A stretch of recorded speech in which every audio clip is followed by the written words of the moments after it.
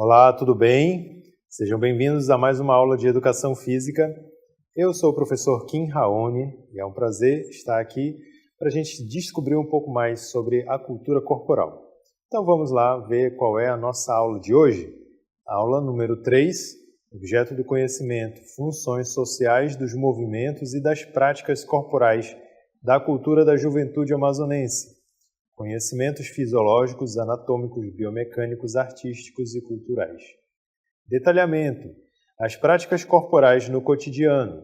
Interação de diferentes grupos, respeito às diferenças, à diversidade de gênero e às culturas. Então venham junto comigo e vamos lá iniciar essa nossa jornada de conhecimento de hoje.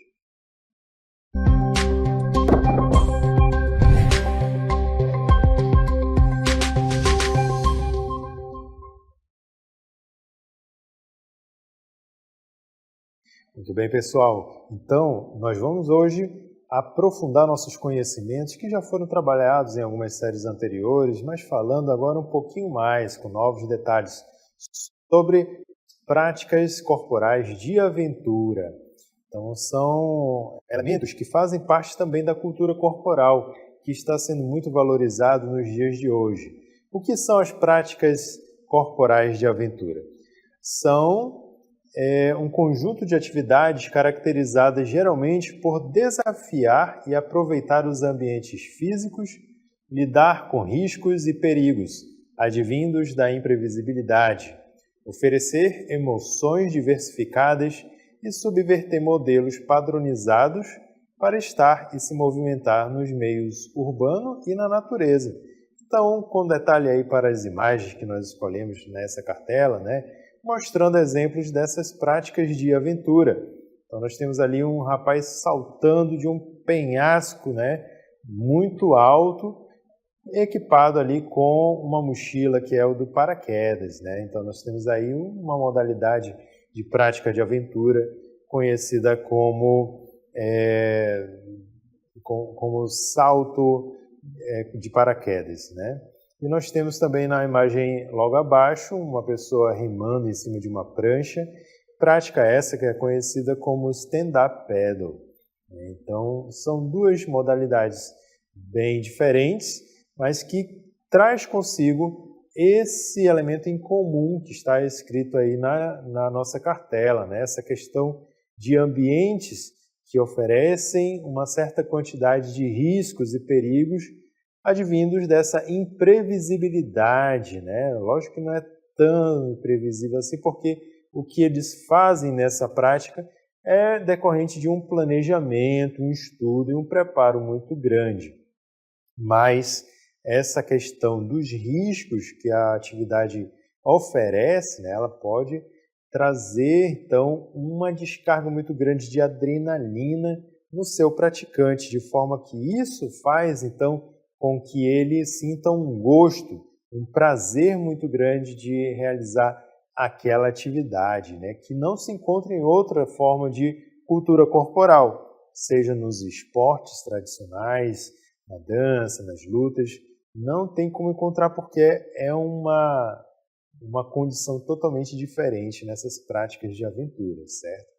Então, inicialmente, realizadas em ambientes naturais, essas práticas surgiram em parte pelo desejo de conhecer outros lugares, ter novas experiências, viver diferentes percepções em meio à natureza, romper com a rotina, aproveitar momentos de lazer e obter prazer pela sensação de instabilidade e risco que envolve essas práticas.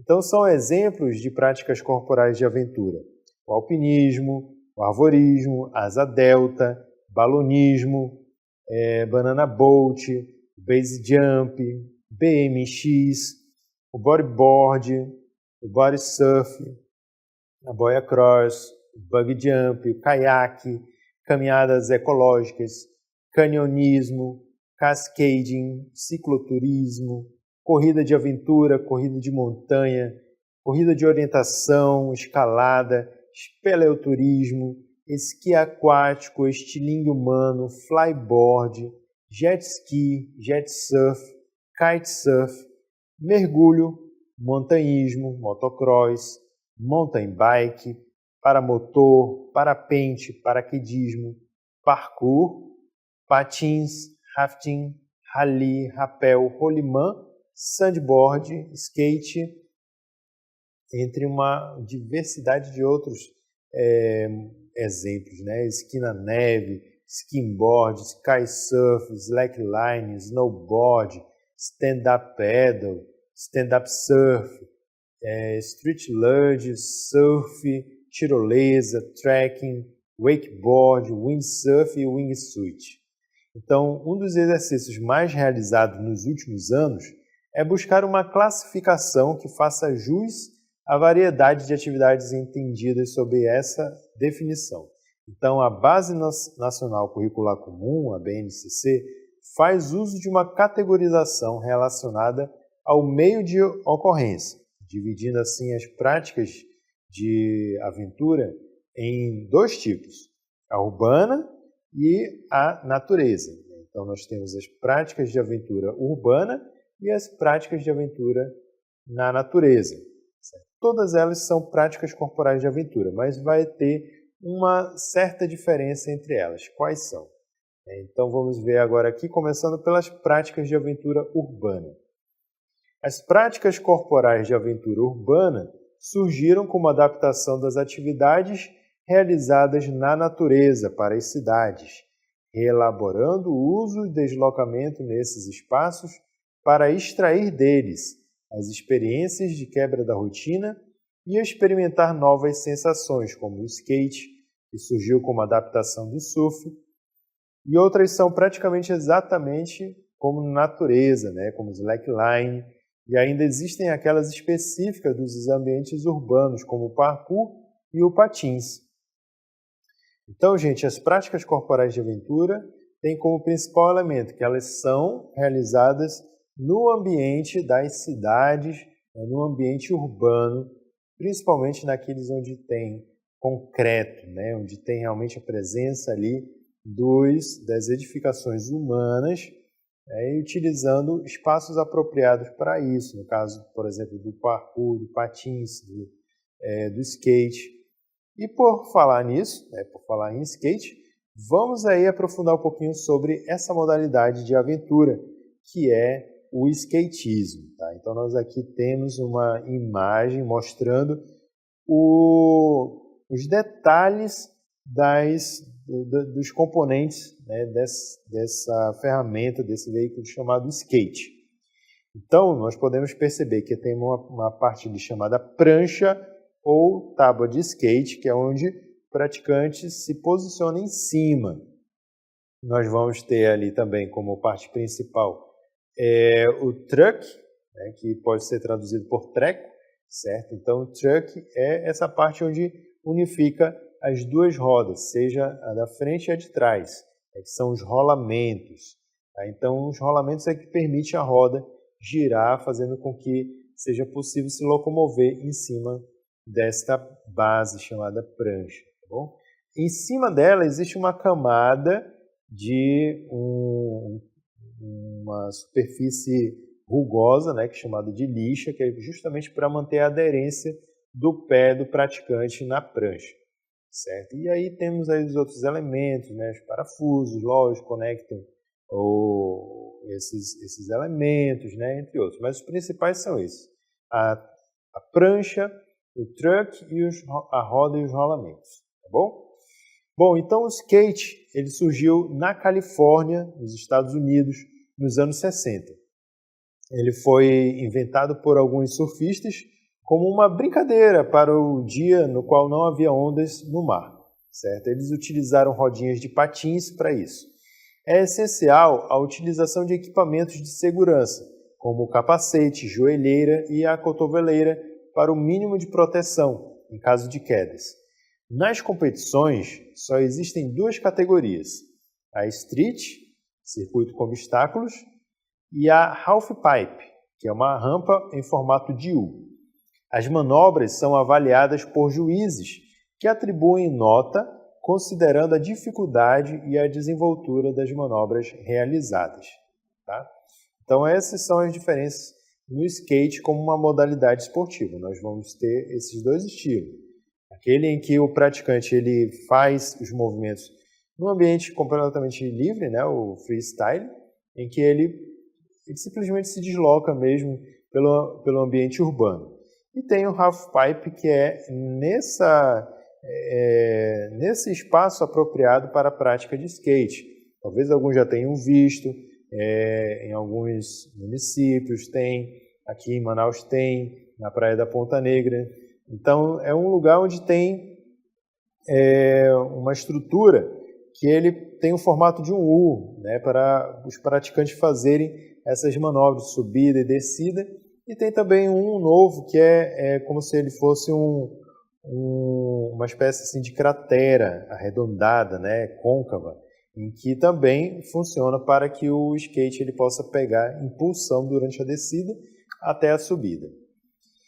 Vamos ver aí alguns detalhes básicos sobre como você pode usar o skate sendo um iniciante, tá? Como se você fosse um iniciante, nunca andou de skate e gostaria de aprender. Então vamos pegar essas dicas básicas aqui.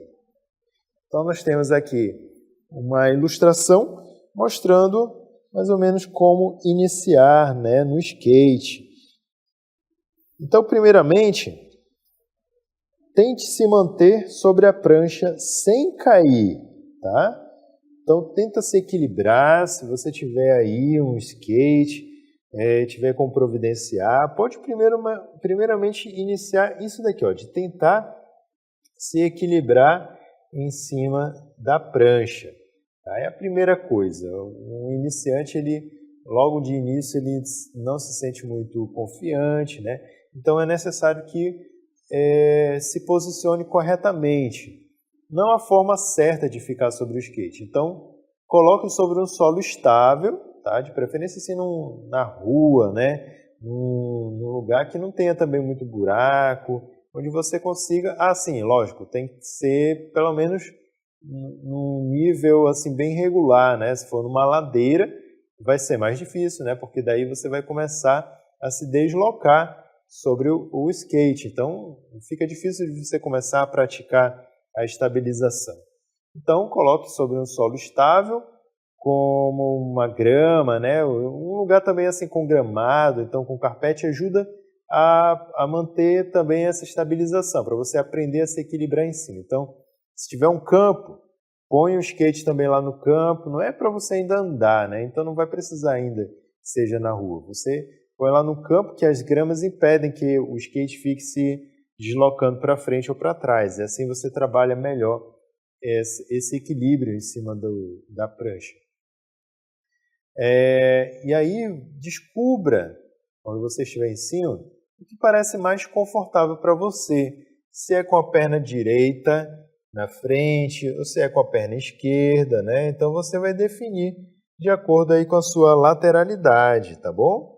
Então experimenta, vai tentando se equilibrar, tenta manter os braços relaxados, tá? Não tenta erguer muito aqui assim, ó, os braços, que eles vão atrapalhar. Mantenha uma postura bem relaxada nos membros superiores. Mas, olha só o detalhe importante aqui, é que os joelhos eles têm que estar um pouco flexionados. Não pode estar assim muito tenso, muito esticado, não. Eles têm que ficar numa posição também um pouco relaxada, o quadril um pouco encaixado para frente e os joelhos um pouquinho dobrados para manter esse equilíbrio e também a mobilidade em cima do skate. Bom, depois você aprendeu a se equilibrar no skate, né? Aí você pode ir agora para uma área assim, tipo na rua, ou então numa quadra, né? Numa quadra de esportes, que tem assim um piso bem nivelado.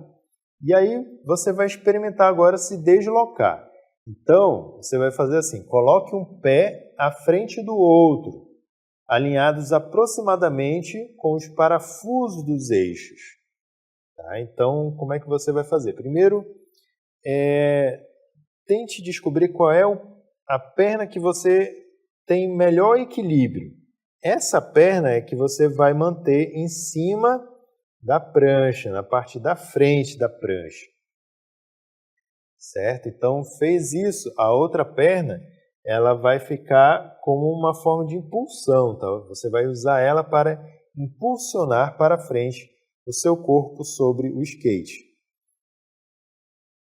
Então, após você se posicionar, né, mantenha-se sobre a prancha com o pé frontal e dê um passo longo e equilibrado com o pé traseiro para gerar inércia. Tá? Então, equilibra com esse pé da frente e com o outro você vai impulsionando, esticando ele para trás, mas empurrando o chão, né? Você vai empurrando o chão com essa perna aqui de impulsão.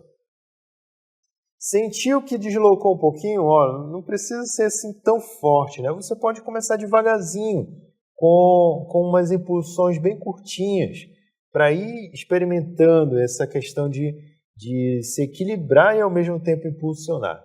À medida que você for pegando confiança, aí você já tenta aproveitar a impulsão, né? E aí vai se deslocando em cima do skate.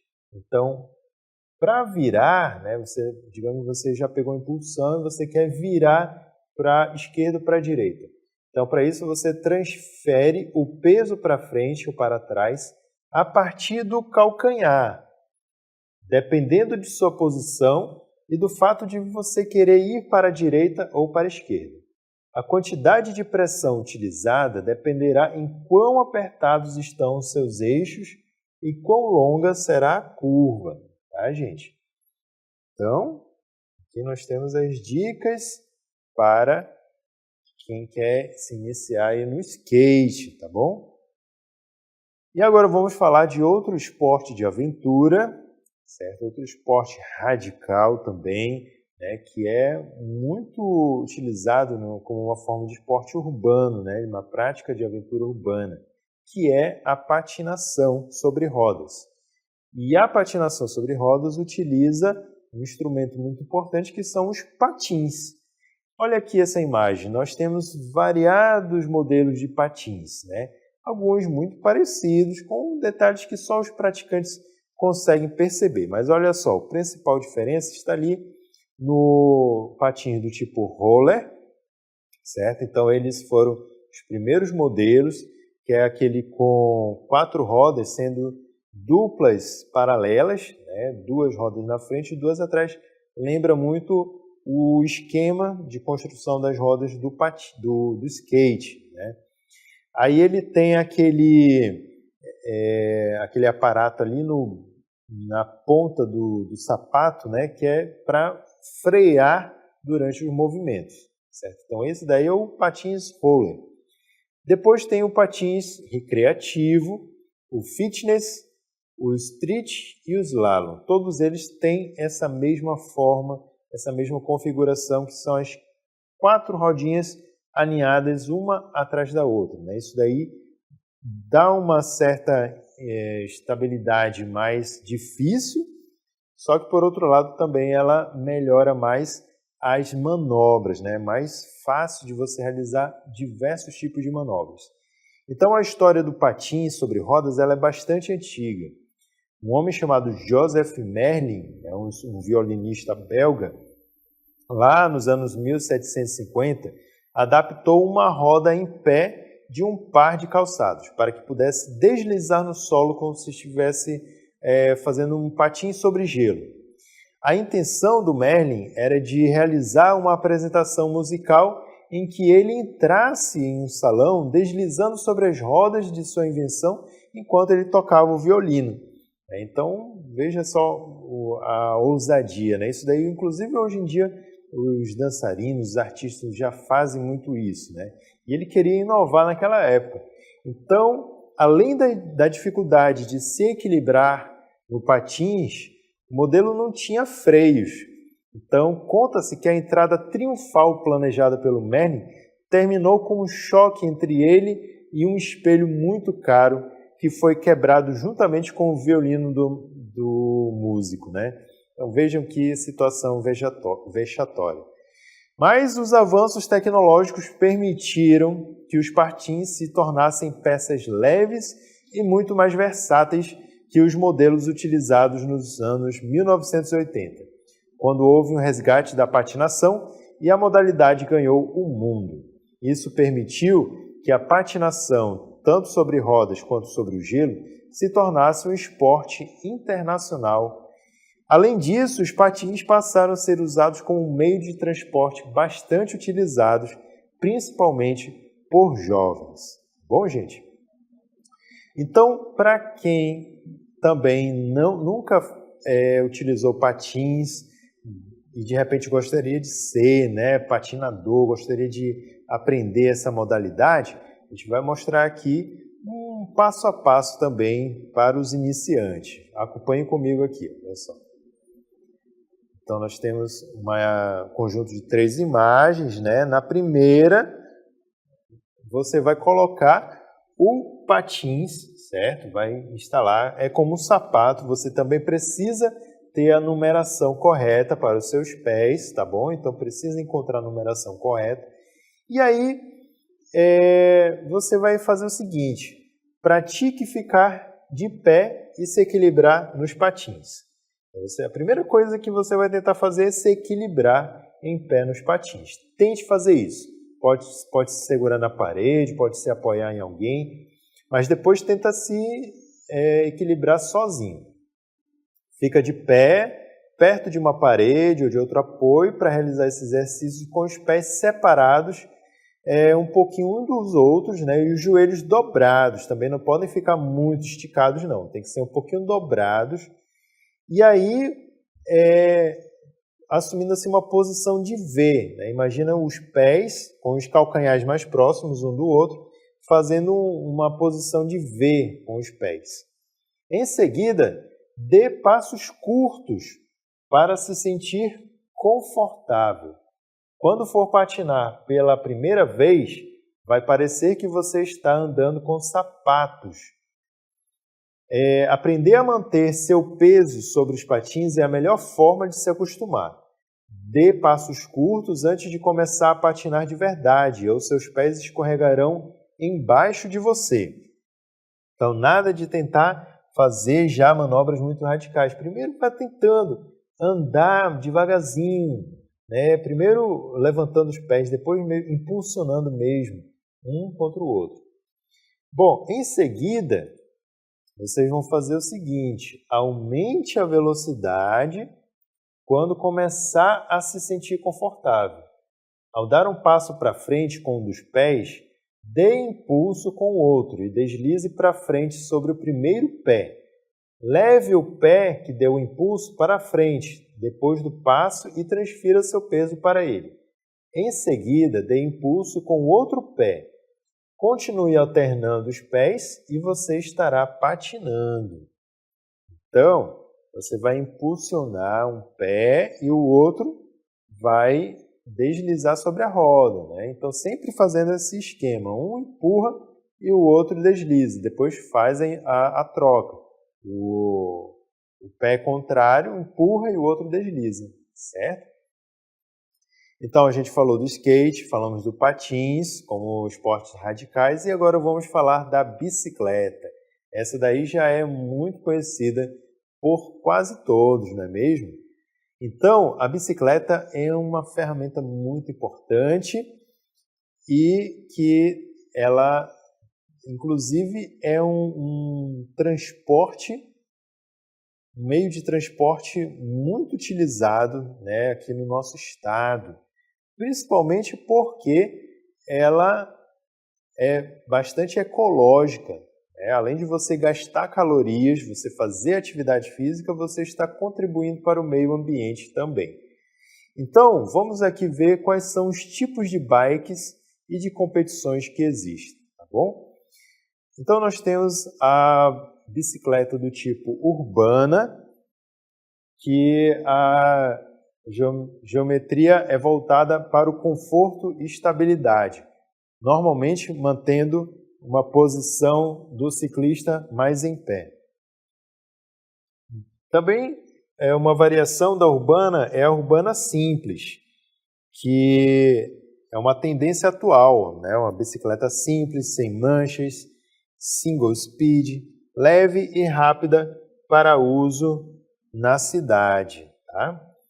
Então aqui a ilustração mostrando mais ou menos essa diferença. Vejo que ela tem aqui uma cestinha, né, para você carregar cargas. Depois nós temos outro tipo de bicicleta que são as dobráveis. Essas daí são as mais avançadas hoje em dia. É aquela que você pode sair, né, de casa levando ela praticamente na mão. Elas são muito leves, elas são dobráveis. E aí depois, quando você precisa, basta montar ela novamente, que aí você pode usá-la, certo? Então, vamos aqui para a próxima, são as dobráveis. Então, são bicicletas confortáveis e ágeis para uso urbano. São leves, práticas e, quando dobradas, se tornam fáceis de carregar. Outra tipo de bike é a Speed, são as bicicletas de corrida. Então elas são específicas para uso em asfalto, de preferência em estrada. As rodas são leves, com pneus finos e com pressão muito alta. Então o que diferencia já a Speed, além do formato do guidão, aqui ó, que ele é mais rebaixado, para o ciclista poder inclinar bastante à frente e assim diminuir o atrito com o ar. As rodas também são mais finas, tá? O aro dele é bem mais fino, né? A espessura do pneu, justamente para também diminuir a resistência do chão e assim transferir mais velocidade. Depois nós temos também outros modelos, que é a BMX, é aquela bicicleta pequenininha. É um tipo de bicicleta especialmente desenhada para a prática do esporte, também chamado de BMX. É o melhor início que uma criança pode ter no ciclismo, porque ela é uma bicicleta menorzinha que serve tanto para crianças, mas também os adultos utilizam, né? Os jovens e adultos utilizam para a prática do BMX. E depois nós temos a mountain bike, que são fabricadas para uso na terra. Podem ser pedaladas em qualquer terreno e em qualquer condição.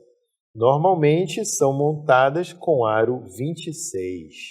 Então essas são as mais populares, né? As provas de ciclismo podem ser do tipo contrarrelógio, de velocidade, de perseguição, de longas distâncias e outras. Então elas dividem-se também em provas de ultradistância e ciclismo de pista. Em relação com o esporte lazer, tem as seguintes modalidades: ciclismo artístico, de estrada, trilhas ciclistas e cicloturismo. Então essas são as modalidades e práticas com a bicicleta. E agora, por último, vamos falar também sobre outra prática de aventura que já não é mais do tipo urbano. Embora ela aconteça também, possa acontecer na cidade, mas ela só é possível se nessa cidade houver, por exemplo, um parque, houver uma floresta urbana, né? Então tem que ser um ambiente bem natural, não dá para fazer num ambiente com prédios, com ruas, porque descaracteriza.